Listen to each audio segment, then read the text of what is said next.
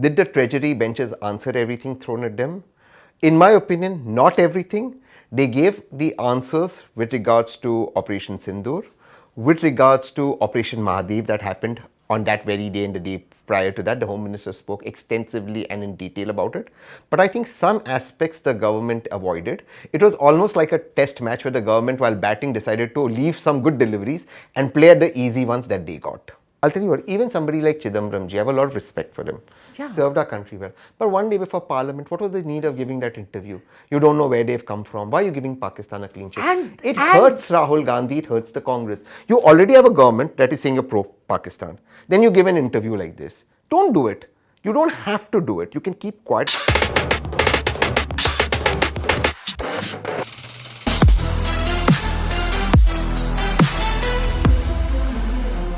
So, big clash in Parliament on Operation Sindoor. The Modi government turned the 16-hour debate into a fiery crucible of Naya Bharat's resolve defending Operation Sindoor with a ferocity that often during those 16 hours shook the opposition. Now, the Prime Minister, the Home Minister, the External Affairs Minister gave a point-by-point rebuttal of almost every question raised by the opposition. The opposition on its part pulled out their big guns, Rahul, Priyanka, who went blazing with passion, with anger. At one point, in fact, Rahul Gandhi even thumped the bench so loudly that the speaker had to intervene and talk about destroying parliament property. But that's a separate matter. I am joined here by Tehseen Poonawalla to really understand and decode the key points that came out of this Operation Sindoor debate. Tehseen, the points behind the adrenaline rush, the points behind the angry rhetoric, and the points behind the chest thumping. Let's talk about all of that. Do you think that the Treasury benches were able to answer all the questions raised by the opposition? Thank you so much for having me here. And both of us will agree, and I think all the viewers of our channel will agree, that what a delight it is for our country when Parliament functions. This is what Parliament is about. We wasted a whole week. This is what Parliament is supposed to bring out. So let's come straight to the issue at hand. We were supposed to discuss Operation Sindoor and what led to Operation Sindoor, the Pahalgam terror attack. So to your first question, did the Treasury benches answer everything thrown at them? In my opinion, not everything. They gave the answers with regards to Operation Sindoor, with regards to Operation Madiv that happened on that very day and the day prior to that. The Home Minister spoke extensively and in detail about it. But I think some aspects the government avoided. It was almost like a test match where the government, while batting, decided to leave some good deliveries and play at the easy ones that they got. Okay. Do you think, many questions were not that easy either, especially the question about categorically say that Trump, did not have anything to do with India stopping action against Pakistan. And the Prime Minister went on record to say that no world leader called him and there was no interference of any world leader in stopping India's action against Pakistan. How do you get clearer than that? I think that question's been answered, and I think the opposition should read the reading in the room, the writing in the room, and the public mood. This now, I think, should end here. The Prime Minister's categorically spoken about it. It is a demand even I put up on various TV channels. Let the Prime Minister clarify this in the House. He's done it. I think it's over and done. Let's not get into technicalities. Look, there may have been some communication at different levels between J.D. Vance, Marco Rubio, maybe Jaishankar ji, etc. There would also have been similar correspondence with the Pakistan equivalents. I'm not getting into, I don't know those details. And obviously the people, because two nuclear countries are fighting, people may have called up, they may have asked, say for example, Jaishankar ji, this is what is happening. They may have told Pakistan this is what is happening.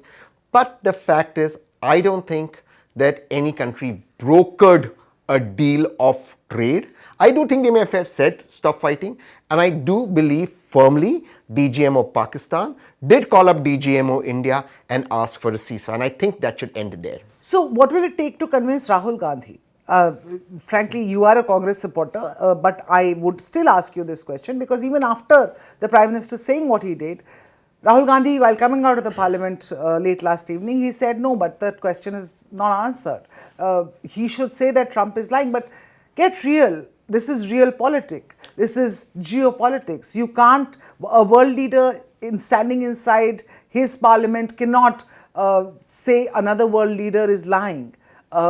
You have to read between the lines. You have to understand between the lines. Why doesn't Mr. Gandhi get it? So let's look at the phenomena called Donald Trump. Donald Trump takes credit for Iran, Israel. He takes credit for Thailand, Cambodia. He said, that's an easy one. I just called the two of them up. He takes credit for Russia, Ukraine. And look at the kind of person Donald Trump is. When President Putin and Trump were talking, this is prior to the G7 summit, President Putin offered to mediate between Iran and Israel, and Trump snubbed him by saying, look, you just look at Russia, Ukraine. Yeah. And then he goes to G7 and says this should be G8 and Russia should be here. And Justin Trudeau kicked out Russia when Justin Trudeau wasn't even the prime minister. It was actually the previous prime minister. Yeah, so he is, and nobody corrected him.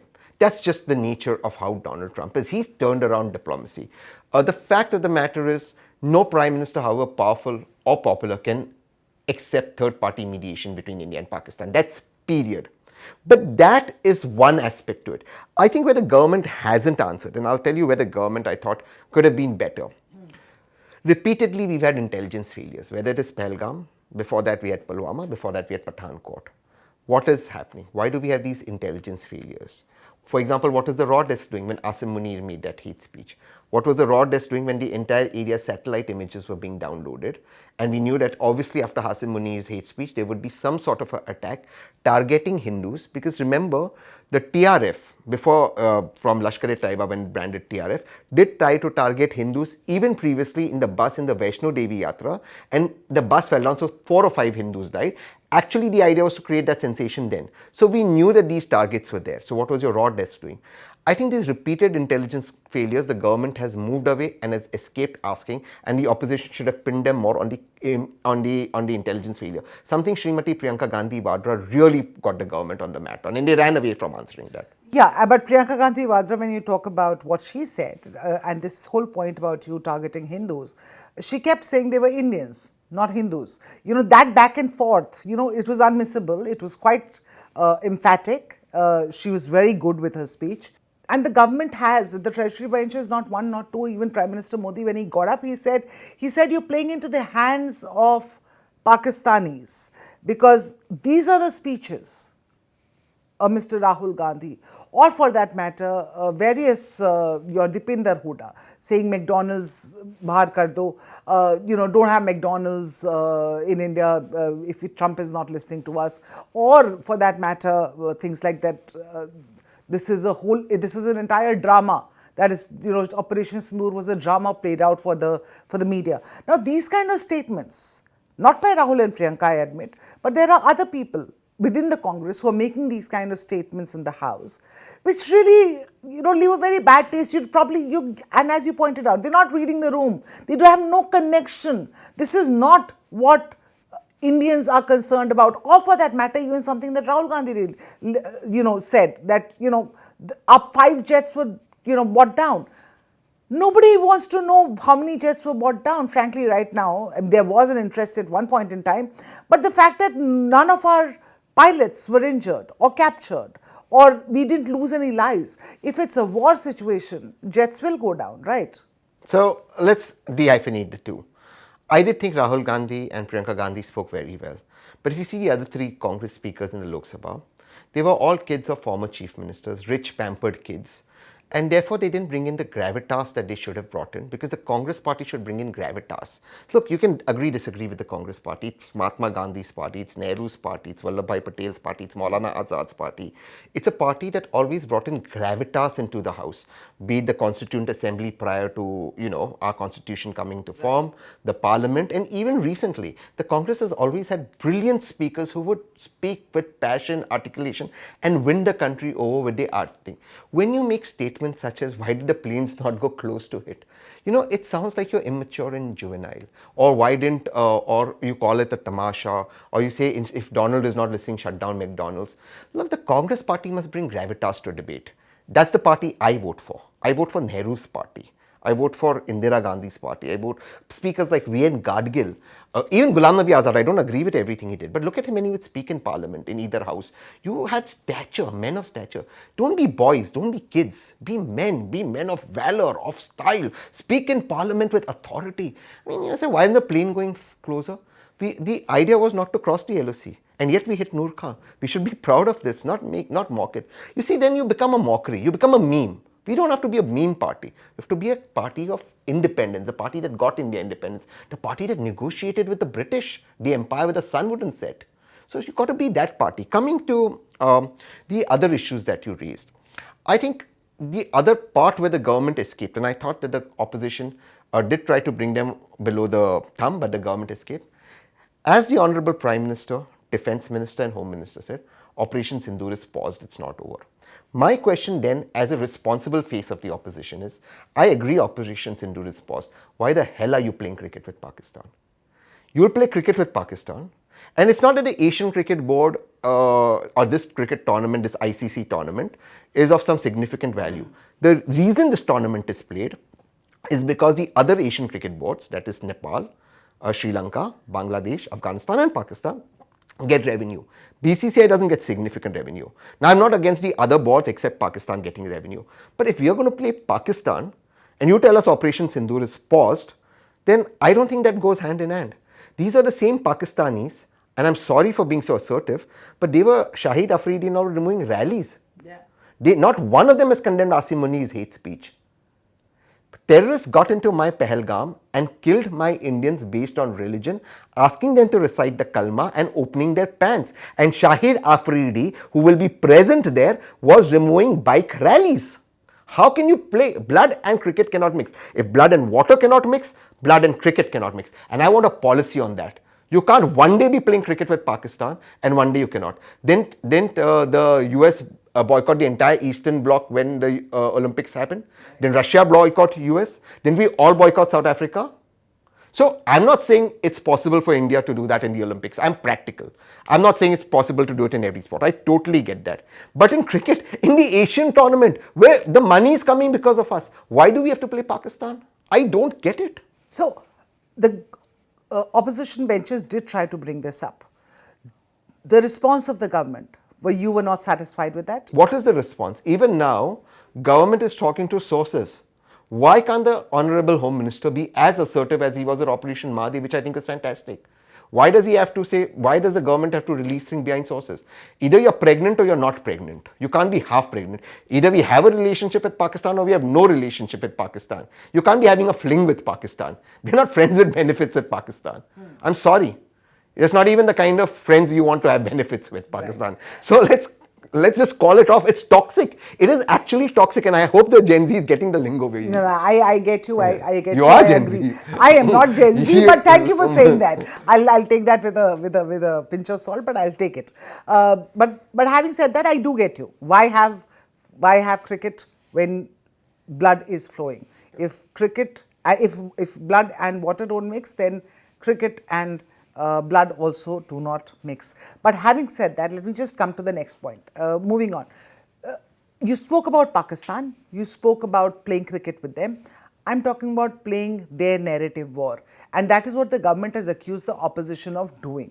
And it's not without reason, because every time you switch to some Pakistani channels, and yesterday most of them had cut live to our Sansad when the opposition was speaking, because they were playing right into the Pakistani narrative. They were, we always say that Pakistan won the narrative war in Operation Sindoor because a lot of them, went to town. But because nobody from within was sitting and casting aspersions on everything that the military or the army or the government was saying. Nobody dared open their mouth in Pakistan. They all backed the government 100%, whether they were lying, where everybody knew they were lying.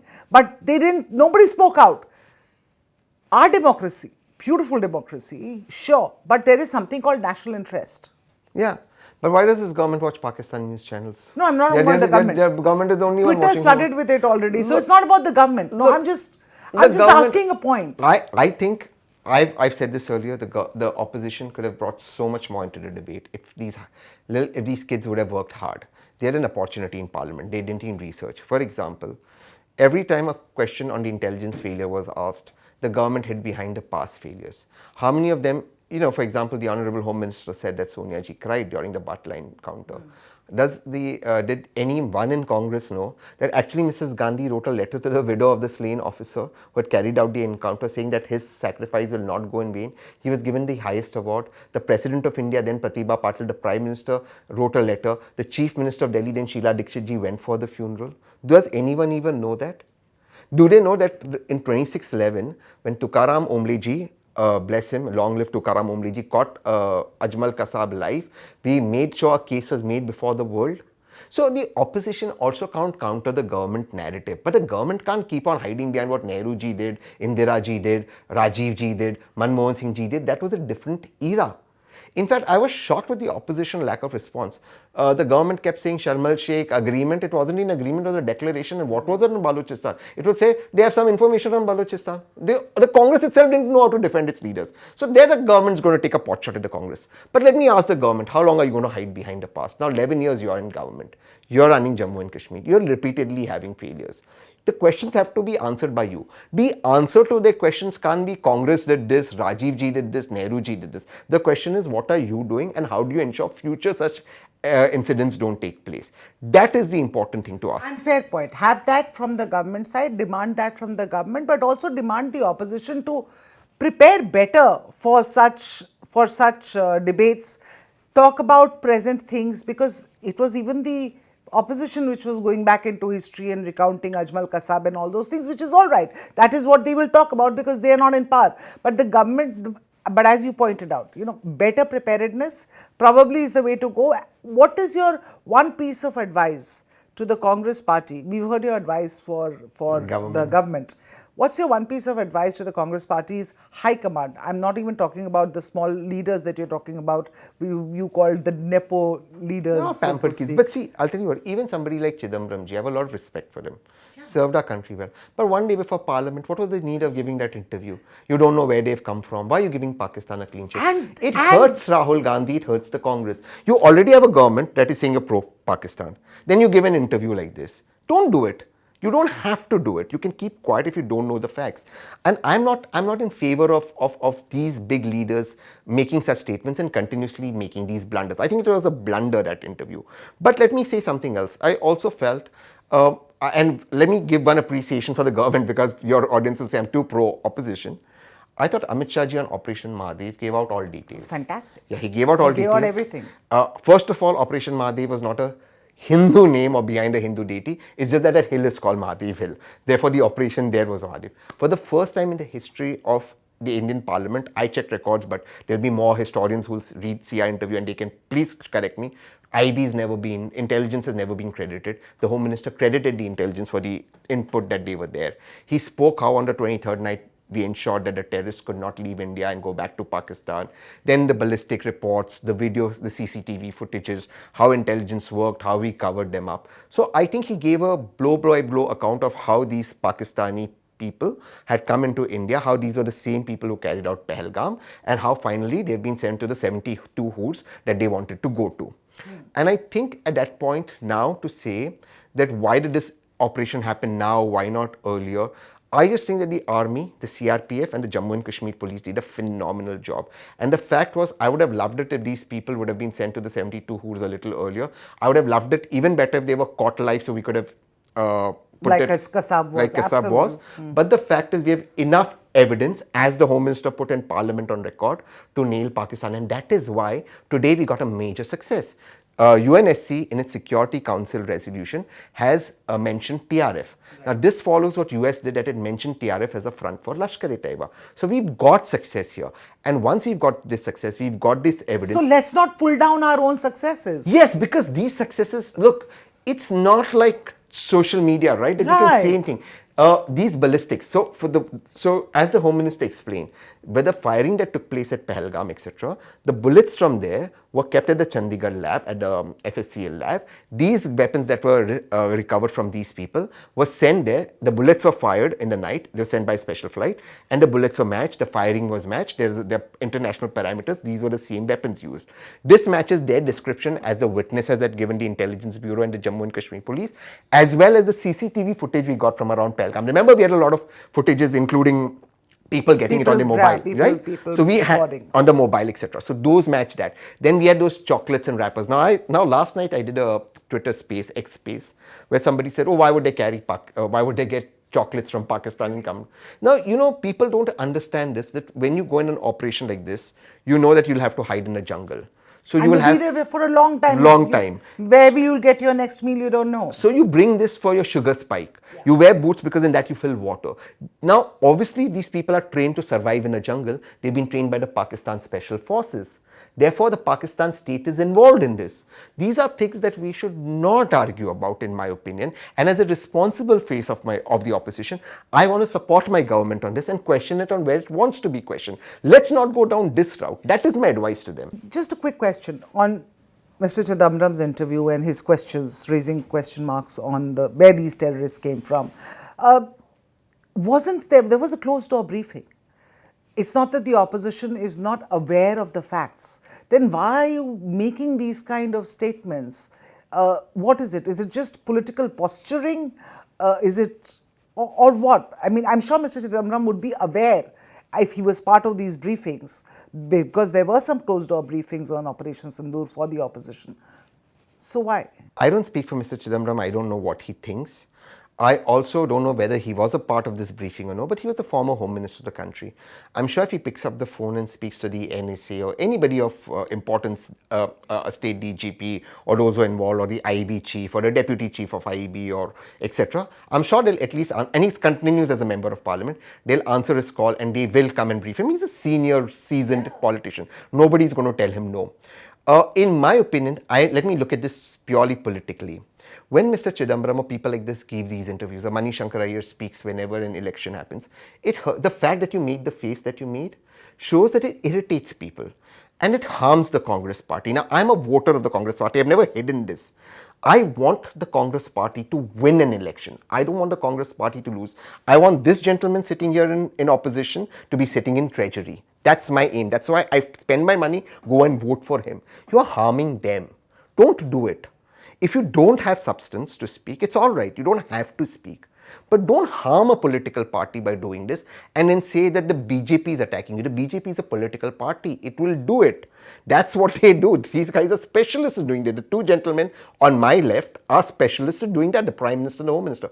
Please don't give them these full tosses. Why would you do that? And then, just common sense, why would we give Pakistan a clean sheet? Just why? Just why? Yeah. Right. And then in the same breath, you're talking about, not Chidambaram, but other people in Parliament talking about why we're playing cricket with Parliament. And here you're saying, no, but it wasn't Parliament, Pakistani terrorists who came and did Pahalgam.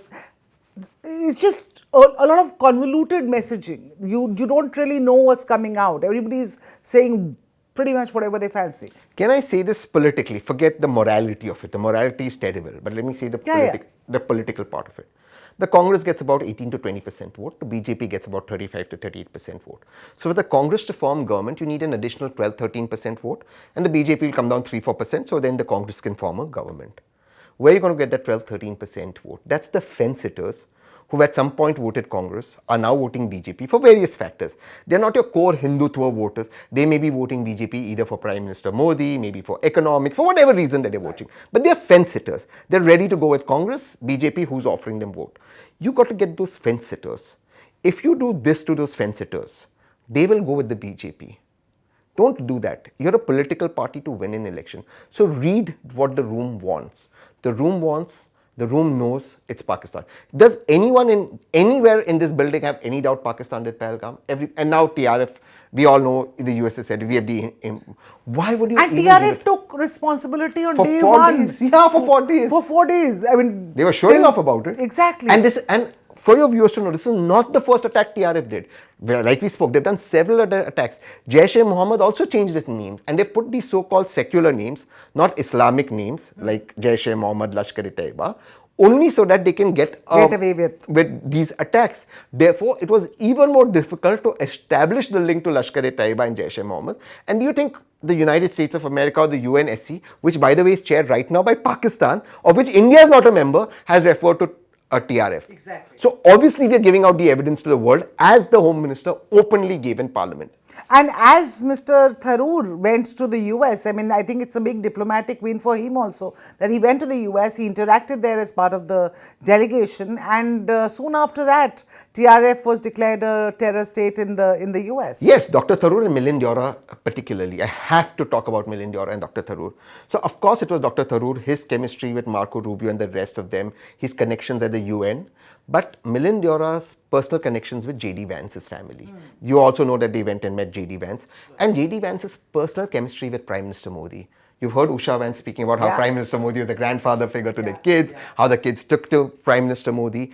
And I think it's all of that factor that worked. And obviously the evidence. Look, J.D. Vance or Marco Rubio or Donald Trump are not going to say something because Prime Minister Modi is the grandfather figure who played with J.D. Vance's kids.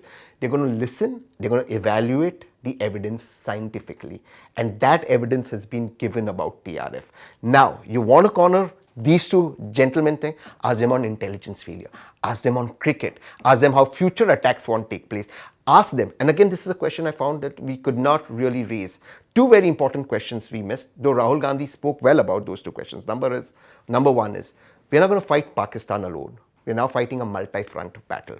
It's Pakistan, China, and in my opinion, Rahul Gandhi didn't say this, we're going to have Bangladesh involved. Bangladesh is radicalized given how things are going, right? In my opinion, the next terror attack in India is coming from Bangladesh. Mark it from. But that we'll do a separate this thing. So we're going to have China is going to fund Bangladesh and Pakistan with its ammunition to hurt India and stop India's growth. So we have a multi-front battle, which Rahul Gandhi spoke about. The government didn't answer that. The second thing that the government has escaped answering is what is terror is equivalent to act of war. Does a lone gunman coming into India shooting become an act of war? If it does, who gives the command for that war? Is it the commander, the local army commander, or does it come from the government of India, from the PMO onwards? Because ours is a political leadership. That's not somebody they're cornered. They just have to give an explanation for that. They've not answered that. They haven't answered. So those are the ones we need to get the government on and take people of India on board. Now, I'm asking reasonable questions from my government. Nobody's in your comments going to say I'm asking the wrong questions. Absolutely. These are the questions you have to ask them, not the questions on the ones that we are asking. Not whether it was a drama for the media, Operation Sindoor, tamasha for the media, or not whether McDonald's should be banned next. So, yeah, you're right. Some of the questions that went on were pretty, for lack of a better word, I don't know what they were smoking, but they were smoking something at least. But thank you so much, Tehseen, for those snippets. We, of course, as usual, ran much longer than we were supposed to. But thank you, viewers. But that's always between us, right? That's always between us. But thanks, viewers, for watching this broadcast. We'll come back to you next week, same time, Trending with Tehseen.